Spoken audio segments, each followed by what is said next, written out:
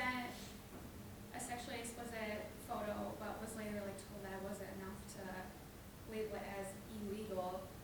So she had a boyfriend, she sent the photo, they broke up. He basically wanted revenge on being hurt, so he sent it and showed it to others.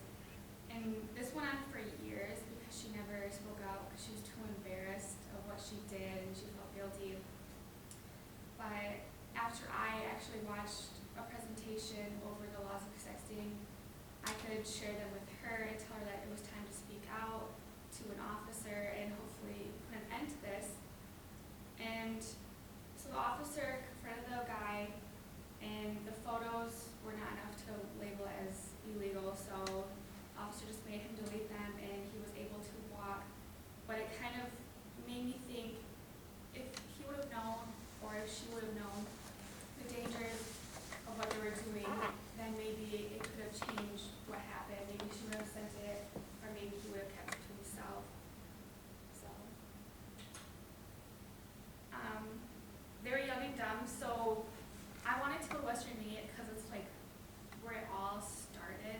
Because I feel like they don't really know of what, like, they only do things because they don't know the consequences of what they're doing. And I really wanted to share with them the consequences. So I emailed the assistant principal, Mr. Wilshire, of West, and I asked if I could come to the school and talk to them. And he agreed. That was like the emails. I said, I have no words to take pictures of us doing it, so I just have the emails. I kind of just like want to go into like what I like taught them. So I just basically like told them the definition of sexting, which is just sending somebody via technology a sexually explicit photograph or message. And although there's two of them, I wanted to focus on child pornography because I feel like it's the most dangerous one. Minor people text, the risky behavior is produced from the expected outcome of potential feeling of rush of exhilaration, but a rush is only short term. And I wanted to show them that there's an extended outcome they can be facing. I wanted to show them why they're at a higher risk. One of my major source was from a blog, and it basically just shares that when people view teenagers as a more risk taker than an adult, but they're only seen as this because they only do the riskier option when they don't know the consequence of the risky option that they took. Like gambling, like they wouldn't gamble if they knew how much money they could lose. It was just kind of like the even between them and adults. And that's what I was focusing on children because they don't know the dangers like some adults do. It's serious because it could lead to being bullied, it could lead to like anxiety or loss of self-esteem. A lot of people put a lot of trust in people and they don't realize that trust can easily be broken out of revenge.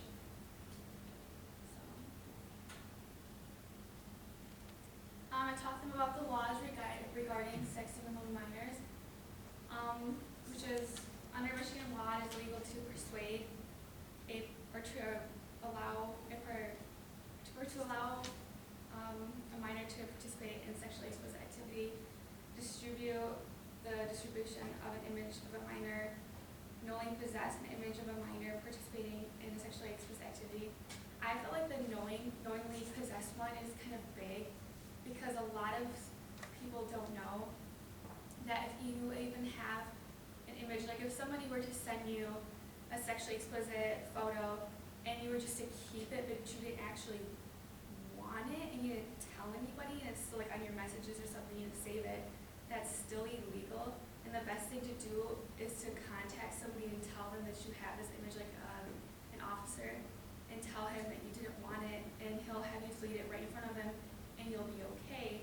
But if you were to keep it because you didn't know that it was illegal, then you could be faced with charges. I taught them the penalties of breaking the laws I just had before.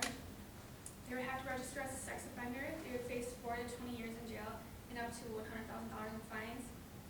The 4 to 20 years in jail kind of like took some of them back because they didn't realize how serious this was. I feel like many of them want to know what it means to register as a sex offender as well, so I kind of went into that. And a lot of them were also kind of shocked that you would have to like put your address on the internet so everybody can see it and know what you are. And I feel like a lot of them were kind of like shocked by that and scared. I also taught them that the law is not the only penalty, and that, like I said before, some of the dangerous things about sexting is it can lead to anxiety, but also depression and a loss of self-esteem, which can all accumulate to suicide, as represented by Jessica Logan's story, when she sent a nude to her boyfriend, who then sent it to others after their breakup, and she was taunted and harassed, and that led her to commit suicide. I had some statistics to show. 17% of receivers show less sex to someone, and 55% of those receivers show more than one person. And then one of the biggest statistics to me was 20% did out of correct pressure, and 40% did it as a joke. And I thought the pressure thing would be a lot higher, because I feel like with my own personal experiences with it, I felt like almost pressured to do it, because they're like constantly like send it, and it seems like you're always being asked to send something. I feel like that could lead to pressure. But more people did it as a joke, and I don't understand how something like that could be a joke, especially after I showed them all of these laws and penalties. I don't feel like breaking the law is a joke, and I wanted to show them that, because it's not a funny thing to do. I would understand pressure, and I wanted to show them that even if you do out of pressure, you're still facing the same laws as if you do it like as a joke. I just had some sources, but like I just kind of wanted to show them, besides the penalties and the laws, that I also shared with them in the end that everything that you send in like on the internet is always going to be there in cyberspace.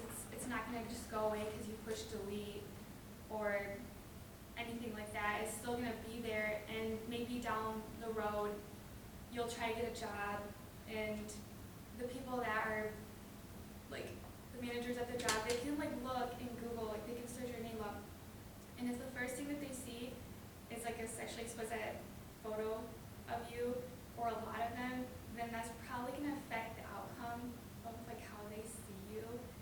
And also, if you have to register as a sex offender, it's going to be hard to find a spouse or a job. So it's not just the laws that will that you have to face, but it's also like the long-term like penalties. Like being a sex offender, you may pay all your fines and everything, but it'll still be hard to find a job or a spouse. And I just kind of wanted to show them that. So I feel like Western Media, those students only do these dangerous things because they don't know, and I just wanted to share them with all that. Thank you.